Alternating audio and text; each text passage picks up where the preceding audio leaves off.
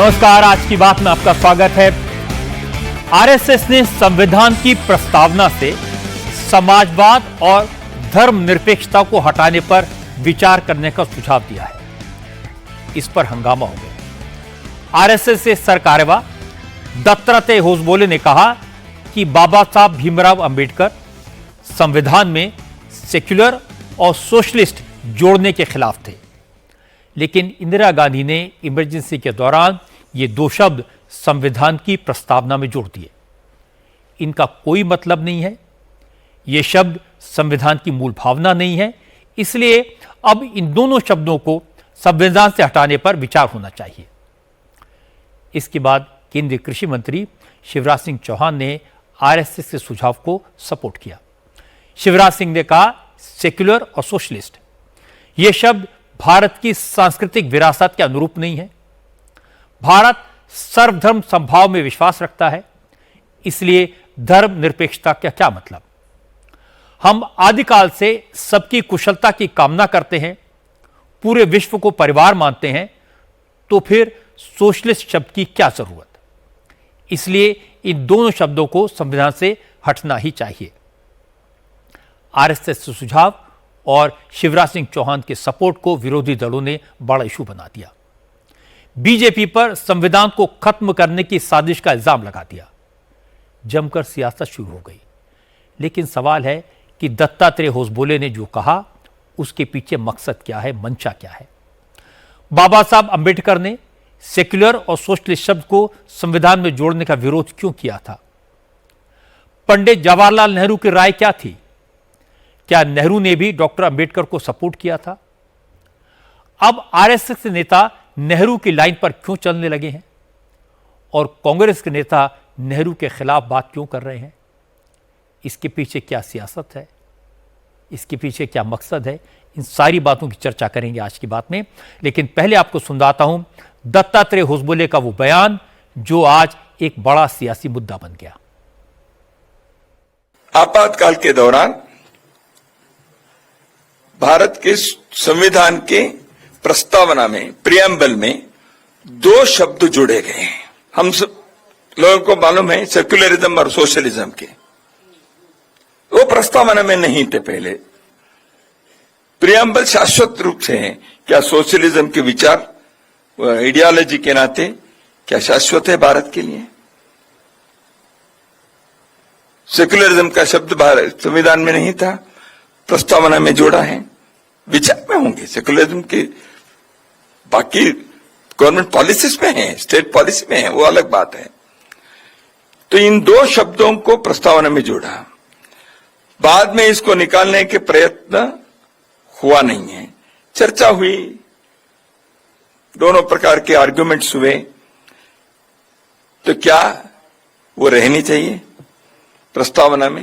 ये विचार होना चाहिए। बाबा साहब अंबेडकर ने जो संविधान बनाया था उस के प्रस्तावना में ये दो शब्द नहीं थे। तो इसके उद्देश्य क्या है, विचार किया जाए। इस इमरजेंसी में जब देश के मौलिक अधिकार नहीं थे, देश के संसद नहीं था, न्यायांग पंगु बन गया था, उस समय आपने इसको जोड़ दिया। तो इसलिए ऐसे कई बातें आज भी समीक्षा करने के लिए हैं। होसबोले ने संविधान से सोशलिस्ट और सेक्युलर शब्द हटाने को नहीं कहा।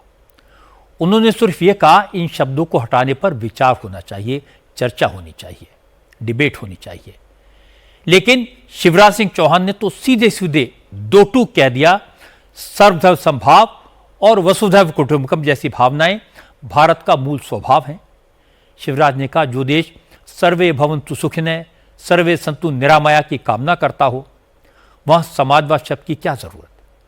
इन शब्दों को संविधान से हटा ही देना चाहिए। भारत अत्यंत प्राचीन और महान राष्ट्र है और भारत का जो मूल भाव है वो सर्वधर्म समभाव है। ये भारत है जिसने आज नहीं हजारों साल पहले कहा, एकम सद विप्रा बहुधा वदंती। सत्य एक है, विद्वान उसको अलग अलग तरीके से कहते हैं। यह भारत है जो कहता है मुंडे मुंडे मतिर भिन्ना, अलग अलग भाव का भी आदर करने वाला, उपासना पद्धति कोई हो। स्वामी विवेकानंद ने भी शिकागो जाके ये कहा था कि किसी रास्ते चलो अंततः पहुंचोगे परमपिता परमात्मा के पास। सर्वधर्म समभाव ये भारतीय संस्कृति का मूल है। धर्मनिरपेक्ष हमारी संस्कृति का मूल नहीं है और इसलिए इस पर जरूर विचार होना चाहिए कि आपातकाल में जिस धर्मनिरपेक्ष शब्द को जोड़ा गया उसको हटाया जाए। और दूसरी बात है समाजवाद की। आत्मवत सर्वभूतेषु, अपने जैसा सबको मानो, यह भारत का मूल विचार है। अयम निजम परो वेत्ति गणना लघु चेतसाम उदार चरिता नाम तू वसुदैव कुटुंबकम। ये सारी दुनिया ही एक परिवार है। ये भारत का मूल भाव है। जियो और जीने दो, प्राणियों में सद्भाव ना हो, विश्व का कल्याण हो। सर्वे भवन्तु सुखिनः सर्वे सन्तु निरामया, ये भारत का मूल भाव है और इसलिए यहां समाजवाद की जरूरत नहीं है। हम तो वर्षों पहले से कह रहे हैं सिया राम मैं सब जग जानी, सबको एक जैसा मानो। इसलिए समाजवाद शब्द की भी आवश्यकता नहीं है। देश को इस पर निश्चित तौर पर विचार करना चाहिए। क्योंकि बिहार में चुनावी माहौल है, इसलिए दत्तात्रेय होसबोले के बयान पर पहला रिएक्शन बिहार से ही आया। तेजस्वी यादव ने कहा संविधान को खत्म करना ही बीजेपी और आरएसएस का एजेंडा है। गाहे बगाहे आरएसएस के नेताओं की जुबान पर दिल की बात आ जाती है, लेकिन विरोधी दल आरएसएस और बीजेपी का यह ख्वाब कभी पूरा नहीं होने देंगे। तेजस्वी यादव ने कहा कि प्रधानमंत्री मोदी विदेश में जाकर भारत के मजबूत लोकतंत्र की बहुत बातें करते हैं और देश में उनकी पार्टी और आरएसएस लोकतंत्र को खत्म करने की साजिश कर रहे हैं। बोले इन्होंने बोला जो प्रियम्बल्स जो है उसमें से सेक्युलर शब्द और समाजवादी जो शब्द है उसको हटा देना चाहिए। कौन है भाई? देश के आजादी में क्या कुर्बानी है जो तुम देश के संविधान के बारे में बोल रहे हो? क्या कुर्बानी है? अंग्रेज के चमचे लोग अब हम लोगों को बताएंगे कि क्या करना चाहिए नहीं करना चाहिए। एक बार छू के तो दिखाओ संविधान को। अब हम तो यही देखिए, ये आरएसएस और भाजपा वाला बड़ा भारी लोग चाहता का है संविधान रहे इस देश में। ये तो आरएसएस के लोग अपना एजेंडा चलाना चाहते हैं। अब लोकतंत्र कहां बचेगा जब वोटिंग का ही राइट अगर आप छीनने लगे तो लोकतंत्र ही खत्म है। प्रधानमंत्री जी विदेश जाते हैं, बोलते हैं कि हमारा डेमोक्रेसी के बारे में बात करते हैं। इसके बारे में जरा बात करेंगे कि प्रधानमंत्री मजाक उड़ाएंगे लोग देश का? ये क्या हो रहा है? संविधान पर दत्तात्रेय होसबोले का बयान आते ही सियासी तूफान खड़ा हो गया। पिछले कई महीनों से संविधान की कॉपी जेब में लेकर घूम रहे राहुल गांधी को तो मानो मुंह मांगी मुराद मिल गई। उन्होंने तुरंत संघ पर अटैक किया। राहुल गांधी ने लिखा, आरएसएस का नकाब फिर से उतर गया। संविधान इन्हें चुभता है क्योंकि वो समानता, धर्मनिरपेक्षता और न्याय की बात करता है। राहुल ने कहा कि आरएसएस बीजेपी को संविधान नहीं मनुस्मृति चाहिए। वो बहुजनों और गरीबों से उनके अधिकार छीनकर उन्हें दोबारा गुलाम बनाना चाहते हैं। संविधान जैसा ताकतवर हथियार उनसे छीनना ही आरएसएस का असली एजेंडा है। राहुल ने लिखा, संघ संविधान को बदलने का सपना देखना बंद करे, कांग्रेस उन्हें कभी सफल नहीं होने देगी।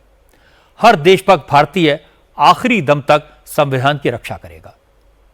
और इसके बाद जयराम रमेश, अधीर रंजन चौधरी, तारिक अनवर, प्रमोद तिवारी, तमाम कांग्रेस के नेताओं ने दत्तात्रेय होसबोले के बयान को संविधान खत्म करने की साजिश का सबूत बताया।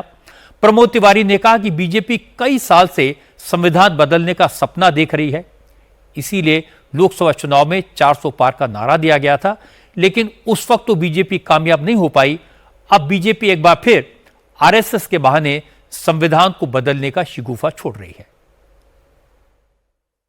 एक बार फिर 2022 में जो साजिश थी चुनाव में, अब की बार 400 पार, संविधान अंबेडकर का बदलने का एक जो इरादा था जनता ने नकार दिया। लेकिन कहीं ना कहीं वो पीड़ा दत्तात्रेय जी की जुबान पर आ गई, वो हिडन एजेंडा आ गया। अरे भारत का संविधान तो directive principle of state policy पूरी की पूरी सोशलिज्म और गांधीयन प्रिंसिपल पे आधारित है। तो क्या उसे समाप्त करके अब गोडसे का सिद्धांत लाया जाएगा? आज संविधान बदलो, कल रिजर्वेशन खत्म करो, और इसी तरीके से ये चाहते हैं कि मुट्ठी भर लोगों के हाथों में अधिकार आ जाए। कांग्रेस पार्टी हमेशा अंबेडकर के संविधान के लिए लड़ती रहेगी, संघर्ष करती रहेगी, लोगों के हकों को लागू रहे ये प्रयास करती रहेगी। कांग्रेस के नेताओं को जवाब दिया कानून मंत्री अर्जुन राम मेघवाल ने। मेघवाल ने कहा कि दत्तात्रेय होसबोले ने संविधान में बदलाव की कोई बात नहीं कही है। उन्होंने सिर्फ बाबा साहब अंबेडकर की राय को कोट किया है। लॉ मिनिस्टर ने कहा कांग्रेस शुरू से बाबा साहब का अपमान करती रही है, इसीलिए जैसे ही डॉक्टर अंबेडकर का नाम आता है तो कांग्रेस के नेताओं के पेट में दर्द होने लगता है।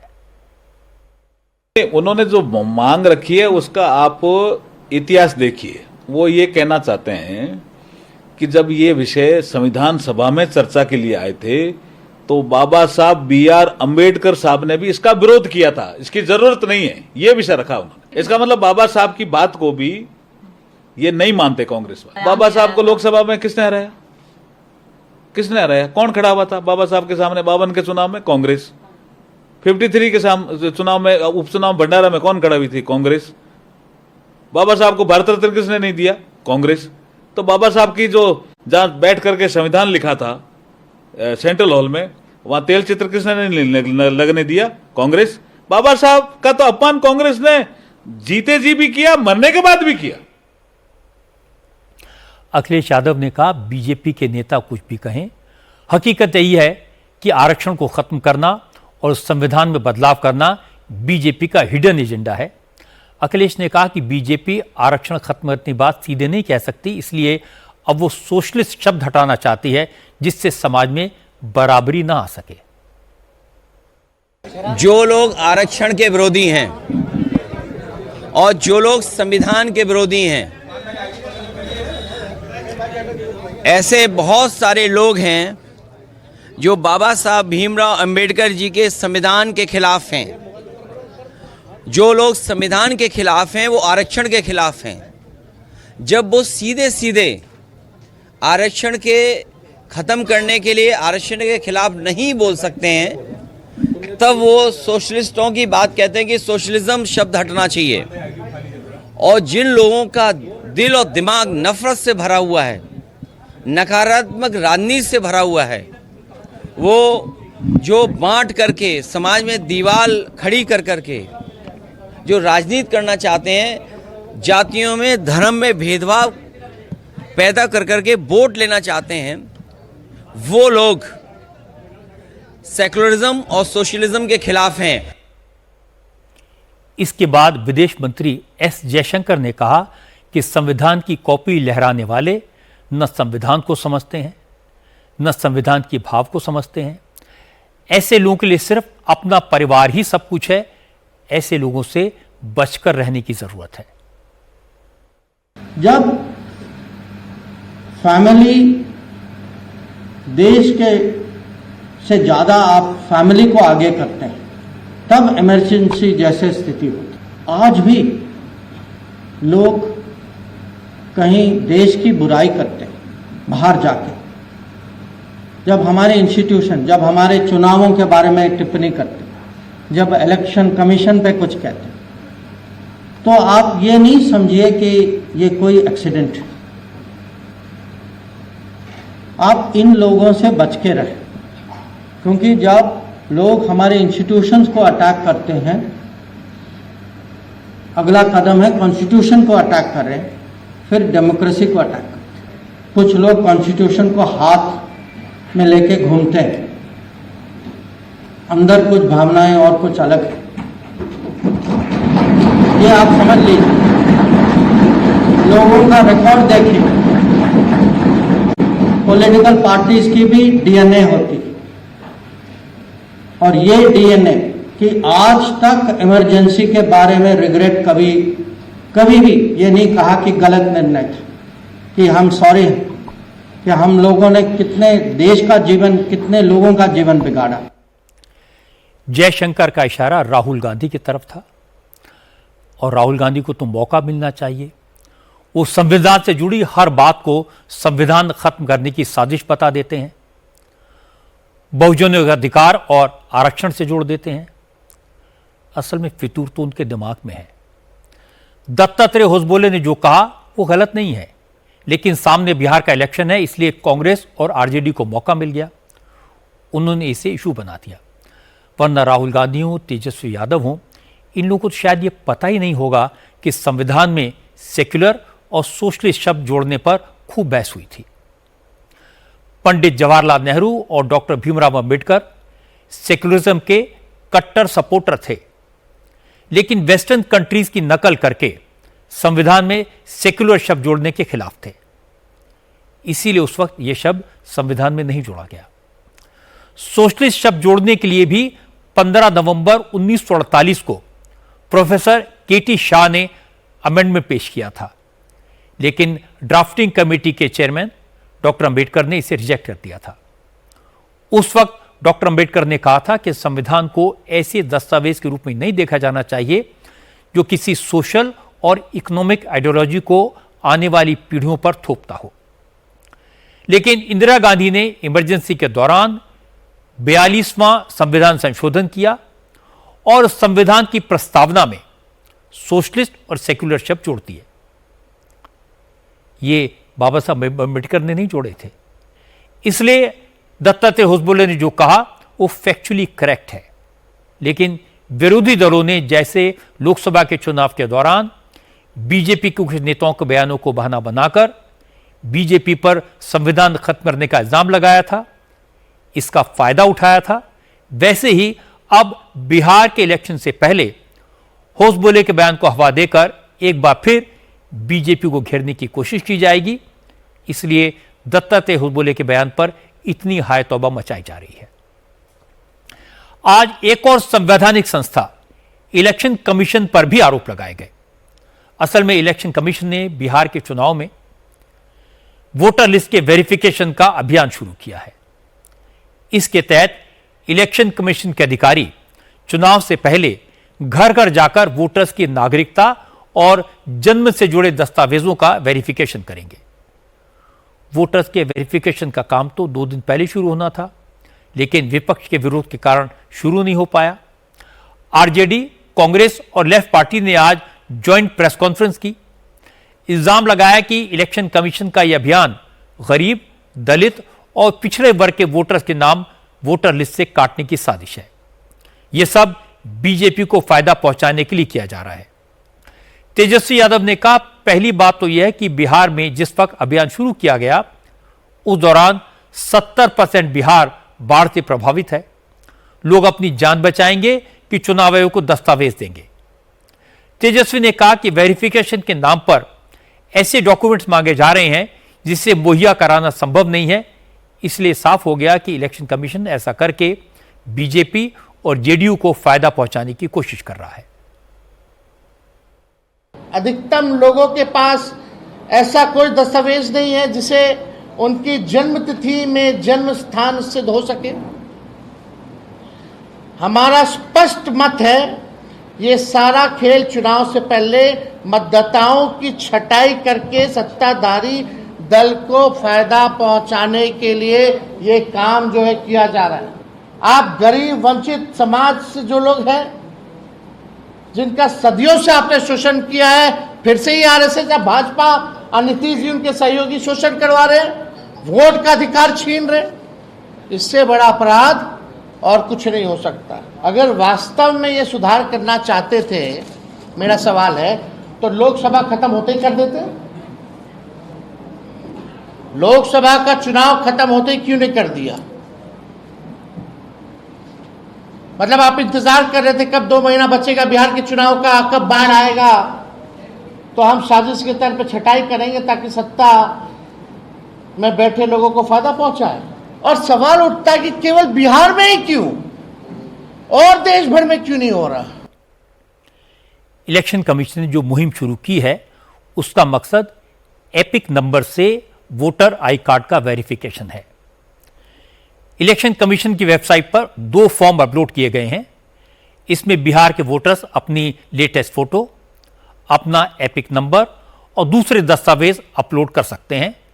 जो लोग ऑनलाइन फॉर्म नहीं भर पा रहे उनकी मदद के लिए चुनाव आयोग के कर्मचारी घर घर जाएंगे, फॉर्म भरवाएंगे और डॉक्यूमेंट अपलोड करेंगे। इस फॉर्म की एक कॉपी वोटर को भी दी जाएगी।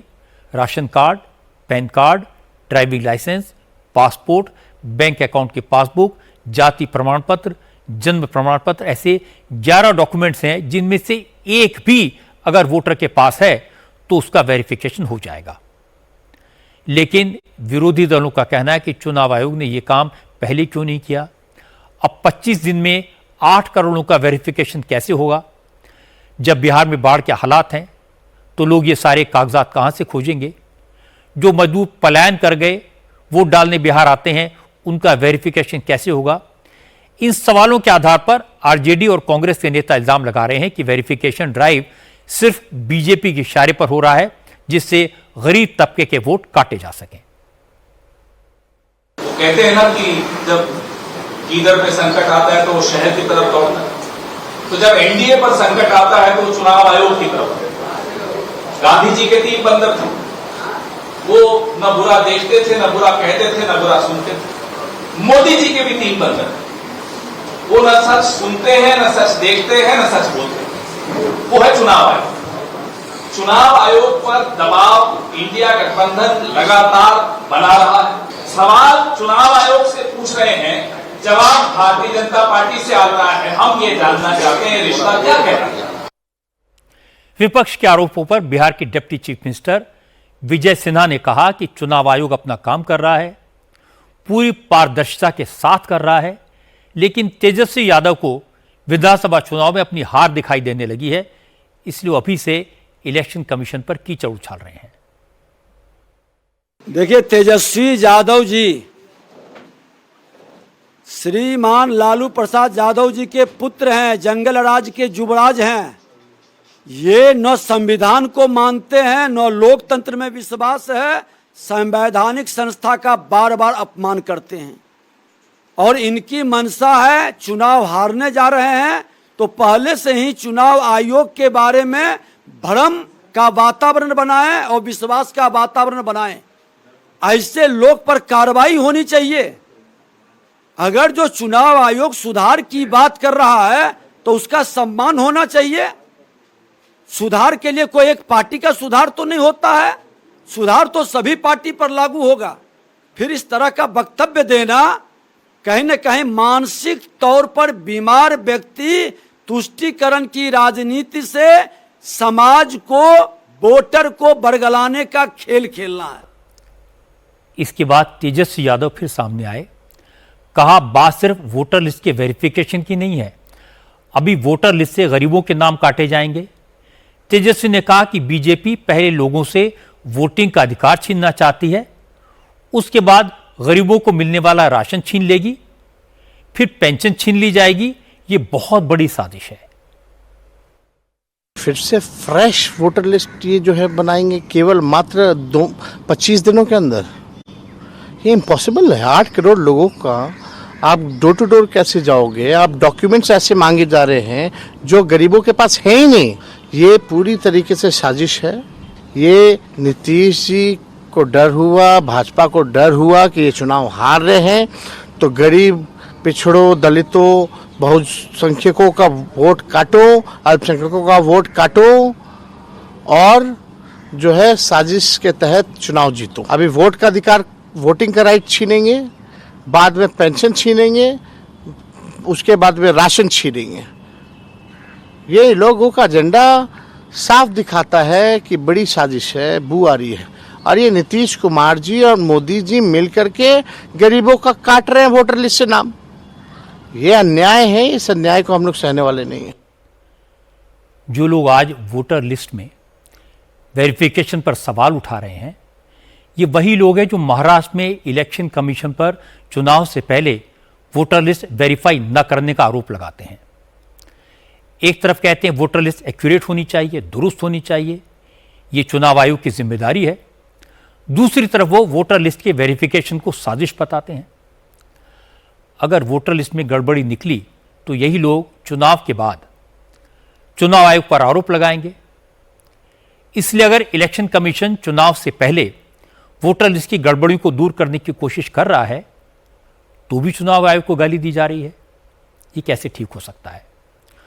कुछ दिन पहले ममता बनर्जी ने एक एपिक नंबर पर 2-2, 3-3 वोटर कार्ड बनाए जाने का इशू उठाया था। अपनी पार्टी के डेलीगेशन को दिल्ली भेजा था। उस वक्त भी इलेक्शन कमीशन पर इल्जाम लगाए गए थे। चुनाव आयोग ने माना था कुछ केसेस में गड़बड़ियां हैं, उन्हें सुधारा जाएगा। क्योंकि अब बिहार में इलेक्शन है, इसलिए एपिक नंबर का मिलान किया जा रहा है, वोटर लिस्ट को वेरीफाई किया जा रहा है। तो इसमें गलत क्या है? क्योंकि चुनाव आयोग रोज रोज सियासी सवालों के जवाब नहीं दे सकता, चुनाव आयोग रोज प्रेस कॉन्फ्रेंस करके सफाई नहीं दे सकता, इसलिए विपक्ष चुनाव आयोग को एक सॉफ्ट टारगेट मानता है। राहुल गांधी तो लंबे समय से इलेक्शन कमीशन को टारगेट करते रहे हैं, उसकी क्रेडिबिलिटी पर हमला करते रहे हैं। आज तेजस्वी यादव भी उसी मुहिम में शामिल हो गए।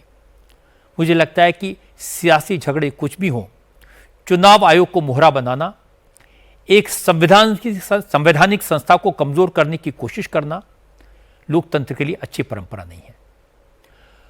महाराष्ट्र से आज एक बड़ी खबर आई। हिंदी के विरोध के नाम पर उद्धव ठाकरे और राज ठाकरे साथ साथ आएंगे। महाराष्ट्र के स्कूलों में हिंदी को तीसरी भाषा के ऑप्शन के तौर पर पढ़ाने के आदेश के खिलाफ राज ठाकरे और उद्धव ठाकरे मिलकर आंदोलन करेंगे। इस मुद्दे पर उद्धव ठाकरे ने 7 जुलाई को रैली निकालने का ऐलान किया था और राज ठाकरे 6 जुलाई को मोर्चा निकालने वाले थे। लेकिन अब दोनों भाइयों ने तय किया कि वो एक साथ 5 जुलाई को मुंबई में जॉइंट रैली निकालेंगे। संजय राउत ने ट्विटर पर उद्धव ठाकरे और राज ठाकरे की एक पुरानी फोटो पोस्ट की और लिखा, महाराष्ट्र के स्कूलों में अनिवार्य हिंदी के खिलाफ एकजुट प्रदर्शन होगा, ठाकरे ही ब्रांड हैं। राज ठाकरे जी ने एक आंदोलन की घोषणा की थी 6 तारीख को और माननीय उद्धव ठाकरे साहब ने घोषणा की थी 7 तारीख को। 2 अलग अलग मोर्चे निकल रहे थे एक ही विषय पर। तो एमएनएस चीफ राज ठाकरे जी ने कल मुझे फोन पर बताया कि भैया ये ठीक नहीं लगता है, विषय एक है हमारा और मराठी मानुस के 2-2 बड़े मोर्चे निकलेंगे, उसे मैसेज ठीक नहीं जाएगा, हमको एक साथ मोर्चा निकालना है और सबको उसमें शामिल करना है। तो मैंने उस बारे में माननीय उद्धव जी से बात की। उद्धव जी ने भी हाँ कहा कि ये बात सही है, हमारे भी कोई इसका अहंकार नहीं कि अलग अलग मोर्चे निकाले। लेकिन रविवार को महाराष्ट्र में बड़ा त्योहार होता है, आषाढ़ी एकादशी का, पंढरपुर विठल का, तो लाखों लोग वहां चले जाते हैं, तो मोर्चा को सफलता नहीं मिलेगी। तो आप राज ठाकरे जी से पूछिए कि क्या हम डेट बदल सकते हैं? एक तो आप 7 तारीख में शामिल हो जाइए, नहीं तो हम 5 तारीख को करेंगे। तो राज ठाकरे जी ने कहा कि ठीक है, हम 5 तारीख को करेंगे। अभी हम दोनों मिलकर, शिवसेना एंड एमएनएस दोनों मिलकर 5 तारीख को इस बारे में हमारा आंदोलन शुरू करेंगे। इसके बाद राज ठाकरे की पार्टी के नेता संदीप देशपांडे ने कंफर्म किया कि मराठी के मुद्दे पर 5 जुलाई को मुंबई में शिवसेना और एमएनएस मिलकर आंदोलन करेंगे और उद्धव के साथ आने की पहल राज ठाकरे की तरफ से ही की गई। When it was announced yesterday by Raj Sahib that we are going to organize a protest on 6th of July, and there was announcement from the Uddhav Sahib side that it will be on 7th July. So basically, Raj Sahib took an initiative and he called to Sanjay Raut Sahib and he told ki see, 2 different protests will look odd, it will not show our unity, so we will have a unified protest. So the later after the discussion, the date was decided on 5th July, and so accordingly on 5th July there will be a united Marathi Manus protest which will be led by Marathi Manus. Note करने वाली बात यह है कि कांग्रेस और शरद पवार के NCP ने उद्धव ठाकरे और राज ठाकरे के इस आंदोलन को सपोर्ट तो किया है, लेकिन इस आंदोलन में ये दोनों पार्टियां शामिल होंगी या नहीं, इसके बारे में अभी खुलकर कुछ नहीं कहा है।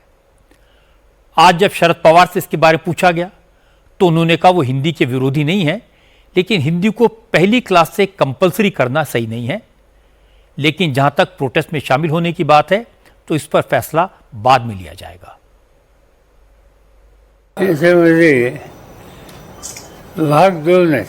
इसमें दो मुख्य बातें हैं। पहली से चौथी तक हिंदी अनिवार्य करना उचित नहीं है, 5वीं के बाद कर सकते हैं। देश में बड़ी संख्या में लोग हिंदी बोलते हैं। दूसरी कोई ऐसी भाषा नहीं है, हिंदी को इग्नोर नहीं कर सकते। महाराष्ट्र में लोग हिंदी के विरुद्ध नहीं हैं, लेकिन पहली से चौथी तक अगर उसे अनिवार्य किया तो बच्चों पर अधिक भार पड़ेगा।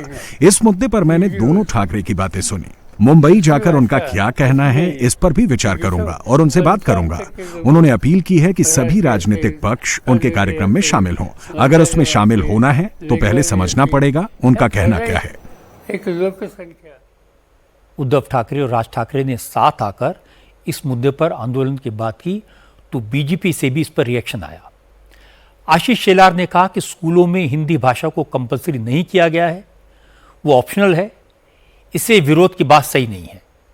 और जहां तक मराठी की बात है तो बीजेपी हमेशा से मराठी की कट्टर समर्थक रही है और आगे भी रहेगी। बघा, मोर्चा काढणं प्रत्येकाचा अधिकार आहे, एकत्र काढू दे। मोर्चा निकालना हर किसी का अधिकार है, एक साथ निकालना है या दोनों मिलकर निकालेंगे, ये उनकी अपनी बात है। मराठी लोगों के लिए हमारा मत बिल्कुल क्लियर है कि इस राज्य में अनिवार्यता अगर किसी की है तो वो केवल मराठी की है। बीजेपी मराठी की कट्टर समर्थक है। इस भाषा को अभिजात्य भाषा का दर्जा मिला है। हिंदी भाषा इच्छा के अनुसार सीख सकते हैं, बाकी लोग केवल गलतफहमी का शिकार हैं। हम मराठी के समर्थक हैं, लेकिन बाकी हिंदुस्तानी भाषा के विरोधी नहीं। मराठी महाराष्ट्र के लिए इमोशनल इशू है। खासतौर पर मुंबई के लोग भाषा को लेकर काफी टची हैं और बीएमसी का चुनाव करीब है, इसलिए उद्धव ठाकरे और राज ठाकरे इस इशू को जमकर हवा दे रहे हैं। महाराष्ट्र सरकार के आदेश ने दोनों भाइयों को साथ आने का एक अच्छा बहाना दे दिया है। जहां तक कांग्रेस और शरद पवार के रुख का सवाल है तो उद्धव कई बार यह संकेत दे चुके हैं कि बीएमसी के इलेक्शन में उनकी पार्टी अकेले चुनाव लड़ेगी। इसीलिए शरद पवार और कांग्रेस ने हिंदी के खिलाफ आंदोलन में उद्धव को सपोर्ट तो किया है, लेकिन आंदोलन में साथ आने का वादा अभी नहीं किया। और ये तो मैंने आपको कल ही बताया था कि भले ही देवेंद्र फडणवीस ने हिंदी को ऑप्शनल लैंग्वेज बनाया है, लेकिन उद्धव ठाकरे ने मराठी की अस्मिता को मुद्दा बना दिया है और बीएमसी के इलेक्शन में बीजेपी को इसका नुकसान हो सकता है। आज देश के कई शहरों में भगवान जगन्नाथ की रथ यात्रा निकाली जा रही है। पुरी में भगवान जगन्नाथ, देवी सुभद्रा और भगवान बलभद्र के रथ को खींचने के लिए लाखों लोग जुटे।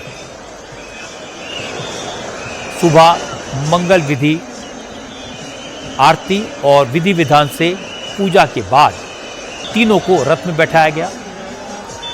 भगवान जगन्नाथ को नंदी घोष रथ, देवी सुभद्रा को दर्प दलन और भगवान बलभद्र को ताल ध्वज रथ पर विराजित किया गया।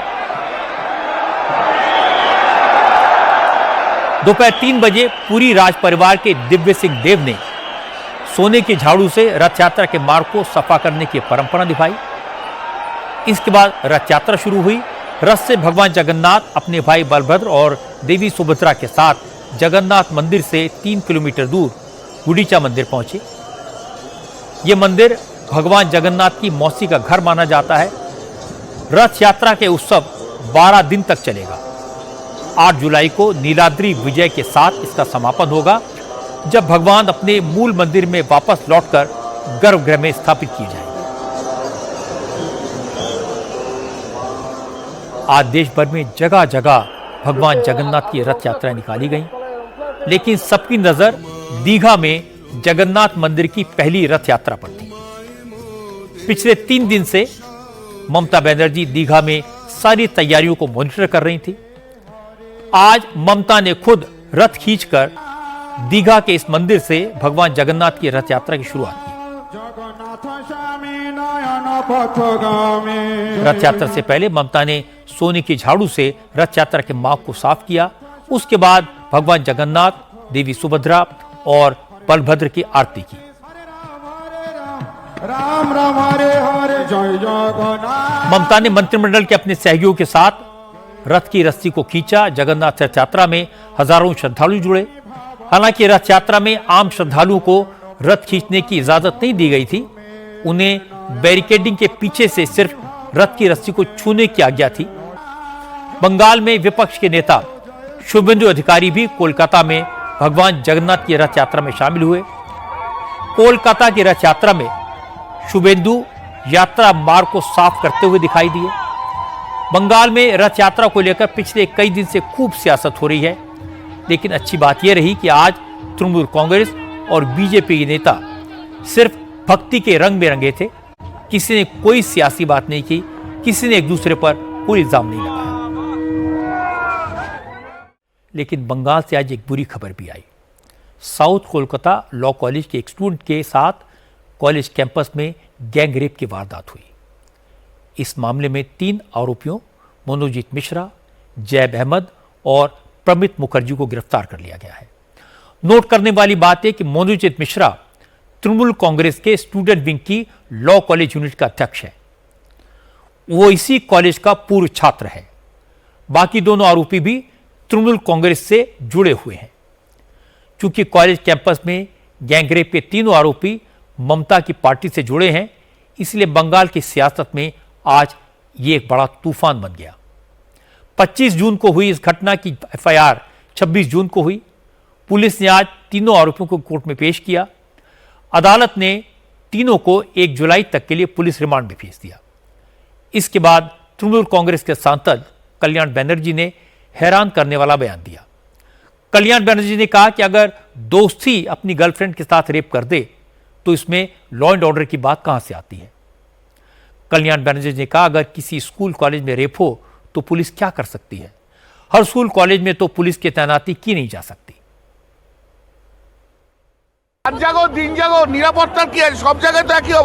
सुरक्षा का क्या है, सभी जगह तो एक जैसे हालात हैं। पुरुषों की मानसिकता जब तक नहीं बदलेगी तब तक ऐसा होता रहेगा। सिक्योरिटी काफी है, लेकिन अगर एक दोस्त ही अपनी महिला दोस्त का रेप करेगा तो उसमें सिक्योरिटी कैसे दी जा सकती है। आप मुझे बताइए, कॉलेज के अंदर क्या पुलिस रह सकती है? एजुकेशन सेंटर में पुलिस कैसे रहेगी? सिक्योरिटी तो उसके साथ ही देंगे ना। अगर दोस्त ही रेप करेगा तो ये अन्याय कौन कर रहा है? ये किसने किया? क्लासमेट ने, पूर्व छात्र ने किया तो उसके साथ जरूर कुछ लिंक है। पूर्व छात्र है तो क्या हुआ, छात्र तो है ना। कल्याण बनर्जी का ये बयान शर्मनाक है। कल्याण बनर्जी पुराने नेता हैं, कानून के जानकार हैं, सीनियर लॉयर हैं। कम से कम इस तरह की वारदात पर बोलने से पहले उन्हें एफआईआर की कॉपी पढ़ लेनी चाहिए थी, क्योंकि लड़की ने पुलिस को दी अपनी शिकायत में घटना का जो डिटेल दिया है वो डराने वाला है, दर्दनाक है। पीड़ित लड़की ने बताया कि गैंगरेप के आरोपी मनोजीत का कॉलेज में दबदबा है। वो लोगों को तृणमूल छात्र परिषद में पद दिलवाने का लालच देता था। पार्टी के बड़े बड़े नेताओं के साथ कांटेक्ट का दावा करता है, इसलिए सब मनोजीत से डरते हैं।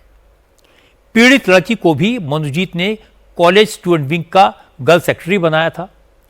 पीड़िता ने कहा कि घटना वाले दिन जब वो स्टूडेंट्स यूनियन के दफ्तर में फॉर्म भर रही थी तब तीनों आरोपी वहां आए। पहले प्रमित मुखर्जी ने उससे पूछा कि वो तृणमूल छात्र परिषद और जैद के लिए कितनी लॉयल है। फिर जैद अहमद ने उसे शादी का प्रपोजल दिया। लड़की ने इनकार कर दिया। इसके बाद आरोपी वहां से चले गए। शाम को जब लड़की घर जा रही थी तो उसे जैद ने पार्टी के काम के बहाने रोक लिया। उस वक्त पीड़िता के साथ स्टूडेंट विंग की जनरल सेक्रेटरी भी थी, लेकिन उसके जाने के बाद यूनियन के दफ्तर को बंद करके जैद ने पीड़िता से जबरदस्ती करने की कोशिश की। लड़की ने उसका विरोध किया। उसे पैनिक अटैक आ गया, सांस उखड़ने लगी तो आरोपी ने उसे इनहेलर लेने की इजाजत दे दी। कॉलेज का मेन गेट बंद था, लॉक था, इसलिए पीड़िता के पास भागने का कोई रास्ता नहीं था। इसके बाद तीनों आरोपी उसे लेकर गार्ड रूम में गए। गार्ड को वहां से भगा दिया और फिर लड़की के साथ तीनों लड़कों ने बारी बारी से बलात्कार किया। पीड़िता का आरोप है कि रेप का वीडियो बनाया गया और यह कहकर उसे धमकाया गया अगर उसने मुंह खोला तो वीडियो वायरल कर दिया जाएगा, उसके बॉयफ्रेंड और परिवार को मार दिया जाएगा। गैंगरेप के दौरान विरोध करने पर लड़की को हॉकी से पीटा गया, जिससे उसके सिर में चोट आई है। नोट करने वाली बात यह भी है कि आरजी कर की तरह यह घटना भी कॉलेज के कैंपस में हुई। गार्ड ने लड़की की मदद करने से इनकार कर दिया। जब यह सारा डिटेल सामने आया तो बीजेपी ने ममता बनर्जी पर अटैक किया। सुधांशु त्रिवेदी ने कहा, बंगाल में बार बार गैंगरेप की खौफनाक वारदात हो रही हैं, लेकिन ममता की पार्टी और उनकी सरकार बेटियों को सुरक्षा देने के बजाय अपराधियों के साथ खड़ी है। बंगाल की बहन और बेटियों पर जिस व्यवस्थित तरीके से दुर्दांत दुष्कर्मों का दौर प्रारंभ हुआ था, वो थमने का नाम नहीं ले रहा है। ऐसा प्रतीत होता है कि ममता जी के राज्य में बंगाल की बहन और बेटियों के साथ बलात्कार और अत्याचार होना बहुत सहज और सामान्य सी बात हो गई है। यह इसलिए चिंता का विषय है क्योंकि अधिकांश मामलों में उन अपराधियों का कोई ना कोई संबंध सत्ताधारी दल के साथ साफ दिखाई पड़ता है। सत्ताधारी दल का संरक्षण बहुत साफ साफ दिखाई पड़ता है। उससे भी दुखद और खौफनाक बात यह है कि महिलाओं के प्रति होने वाले इस खतरनाक अपराध को एक अपराध न मानकर ऐसा प्रतीत होता है कि राजनीतिक वर्चस्व के हथियार के रूप में प्रयोग किया जा रहा है। बंगाल की सुरुचिपूर्ण संस्कृति को जितना बड़ा धब्बा तृणमूल कांग्रेस के शासनकाल में लगा है, यह बंगाल के इतिहास में अभूतपूर्व होगा। गैंगरेप की घटना के बाद कोलकाता में प्रोटेस्ट शुरू हो गए हैं। आज छात्र संगठनों ने कोलकाता में प्रदर्शन किया, सरकार विरोधी नारेबाजी की।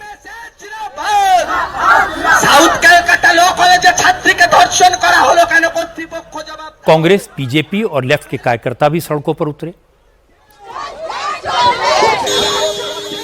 शुभेंदु अधिकारी ने आज ट्विटर पर अभिषेक बनर्जी के साथ गैंगरेप के आरोपी की तस्वीर पोस्ट की। शुभेंदु ने कहा, जिस शख्स की पहुंच अभिषेक बनर्जी तक हो, उसे भला कानून का डर क्यों होगा। विपक्ष जिस तरह से मुद्दा उठा रहा है, उससे ममता सरकार दबाव में है और ये प्रेशर आज दिखाई भी दिया। ममता को तय कार्यक्रम के मुताबिक दीघा से कल वापस लौटना था, लेकिन वो अपना प्रोग्राम बीच में छोड़कर ही कोलकाता के लिए रवाना हो गई। उससे पहले आज तृणमूल कांग्रेस की तरफ से 3 बड़े नेताओं ने प्रेस कॉन्फ्रेंस की। बंगाल सरकार में मंत्री शशि पांजा, कुणाल घोष और तृणमूल के स्टूडेंट विंग की बंगाल यूनिट के अध्यक्ष तिनंकुर भट्टाचार्य ने दावा किया कि मनोजीत मिश्रा तृणमूल छात्र परिषद का सदस्य नहीं है, उसे 2022 में ही हटा दिया गया था। कुणाल घोष ने कहा कि गैंगरेप करने वाले अपराधियों की खाल खींच लेनी चाहिए और इसके बाद शशि पांजा ने मोर्चा संभाला। उन्होंने कहा, घटना के 12 घंटे के अंदर तीनों आरोपियों को गिरफ्तार कर लिया गया। बंगाल सरकार पीड़िता को इंसाफ दिलाएगी। ये पार्टी सत्ता में है, लेकिन हम लोग छिपे नहीं हैं। ये 12 घंटा कंप्लेंट जब आई, कोलकाता पुलिस ने तीनों को पकड़ लिया है। दूसरी बात, आज हमारे छात्र परिषद के सभापति भी इस प्रेस कॉन्फ्रेंस में साफ खुलासा किया है कि 2022 वाली भी जो कमेटी थी, उसमें ये शख्स लोग कोई भी नहीं थे। राजनीतिक उद्देश्य है, भारतीय जनता पार्टी या कांग्रेस बोली या सीपीएम, एसएफआई, ये लोग सब जो है एक राजनीतिक उद्देश्य को लेके चल रहे हैं। उनको कोई हमदर्दी नहीं है पीड़िता के संग। और आप मान लीजिए, आप ये कहना चाहते हैं कि तृणमूल कांग्रेस छात्र परिषद अपने बच्चों को या स्टूडेंट्स को बोल रहे हैं कि जाओ बलात्कार करो। ये कहां, ये क्या, किस तरह के वाहियात इल्जाम है। आरजी कर को सामने रखते हुए जहां जहां सुरक्षा में खामियत थी, उन सुरक्षा के खामियत को पूरा करने के लिए इस राज्य सरकार ने, ममता बनर्जी ने कदम उठाया। यह अच्छी बात है कि इस गैंगरेप पे 3 आरोपियों को पकड़ लिया गया है। अब पुलिस की जिम्मेदारी है कि इन हैवानों को सख्त से सख्त सजा दिलाई जाए। लेकिन आरजीकर मेडिकल कॉलेज के गैंगरेप की घटना लोग भूले नहीं हैं। 10 महीने बाद एक फिर कॉलेज कैंपस में एक बेटी के साथ हैवानियत हो, ये बहुत शर्मनाक है। और कल्याण बनर्जी का बयान तो बहुत ही शर्मनाक है। अगर सत्ताधारी पार्टी का बड़ा नेता इस तरह की बात कहेगा तो अपराधियों के हौसले बढ़ेंगे। जिस राज्य की मुख्यमंत्री एक महिला हो, उस राज्य में अगर बहन बेटियों के साथ इस तरह की हैवानियत हो तो फिर महिला सुरक्षा और लॉ एंड ऑर्डर की बात करना बेमानी है। आगे बढ़ने से पहले आपको बता दूं कि इस बार आपकी अदालत में मेरे मेहमान हैं मशहूर सिंगर और कंपोजर कैलाश खेर। कैलाश खेर ने आपकी अदालत में अपनी जिंदगी के कई राज खोले। कैलाश खेर को अंग्रेजी और अंग्रेजों से क्या प्रॉब्लम है? क्या कैम्ब्रिज हार्वर्ड वालों का कैरेक्टर दो कौड़ी का होता है? क्या कोल्ड प्ले वाले इंडिया में चूरन बेचने आए थे? सुरों के जादूगर कैलाश खेर का बेबाक अंदाज आपको पसंद आएगा, चौंका देगा। ये अंग्रेजों का, गोरों का इतना मजाक क्यों उड़ाते हैं आप? उनकी टॉयलेट करने के तरीके से भी प्रॉब्लम है। ये करके धोते भी नहीं और इन्होंने हम पे राज किया। आप ये कहते हैं कि इनका चरित्र दो कौड़ी का होता है। मैं ये कहता हूं साहब, भाषा अपनाइए, सभ्यता अपनी ही अपनाइए।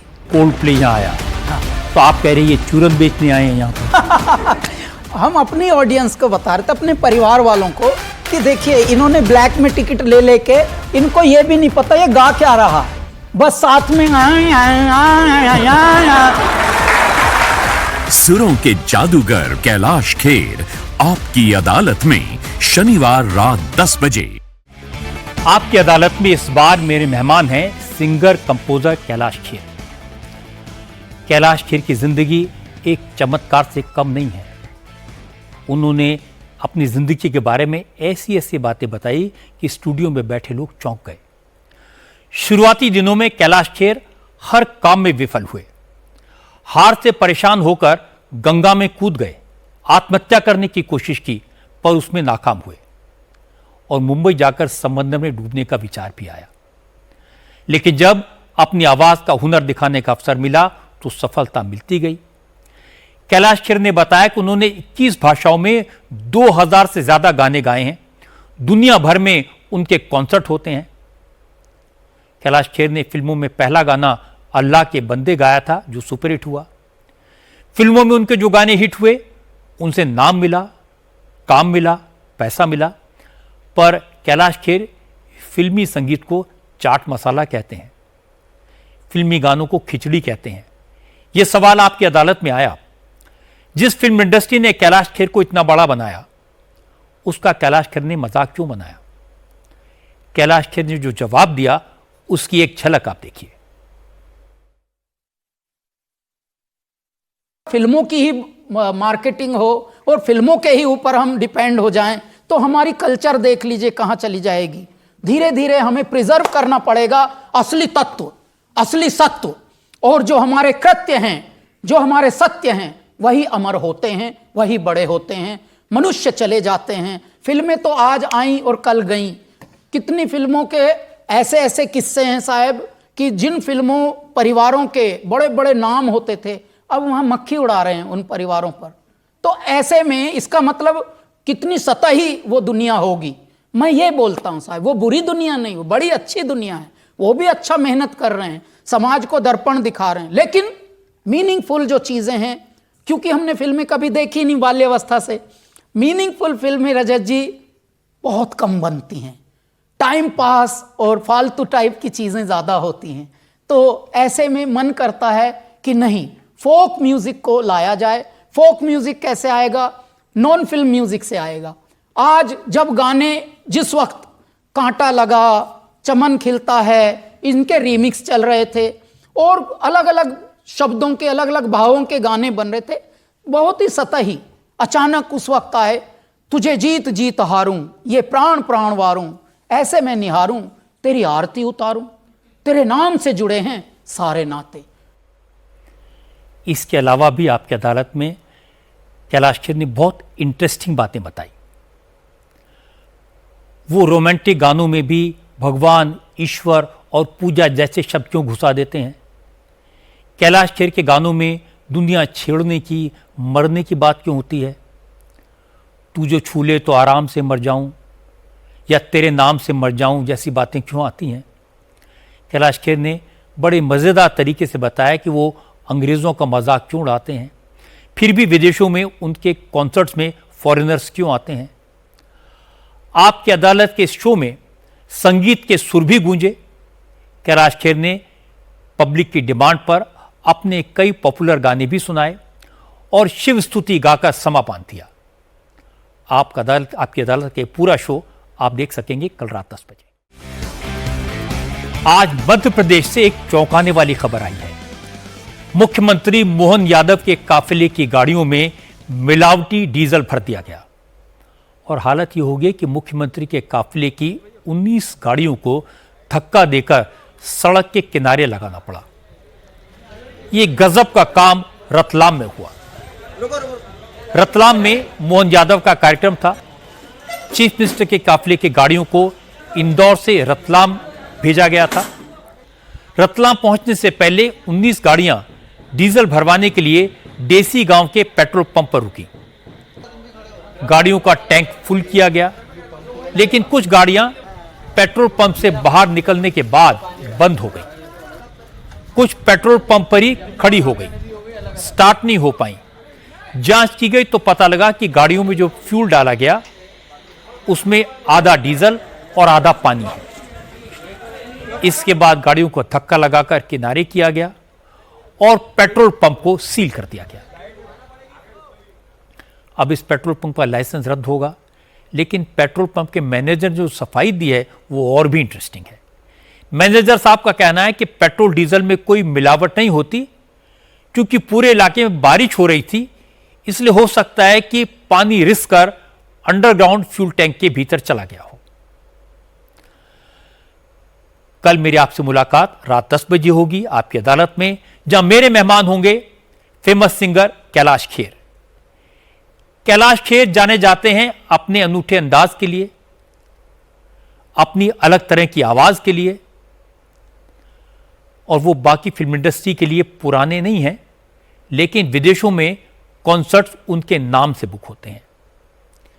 कैलाश खेर का ये निराला अंदाज आप देख पाएंगे कल रात 10 बजे आपकी अदालत में। How are you? कैसे हैं आप? सब ठीक है? जी मैं बहुत अच्छा हूं, जबकि पता लगा सुबह से फ्रेश भी नहीं हुआ। This is not correct. And the texture of man and the feel man, check this out. Actor आया और वो मुंह हिलाया, ऐसे किया, मुंह हिला के फिर थोड़ा शरीर हिलाया, वो करोड़ों ले गया। उनको बोलते हैं if you guys are really enjoying, show me your जलवा, यू नो, डांस। पगला गए सब रंग बिरंगे।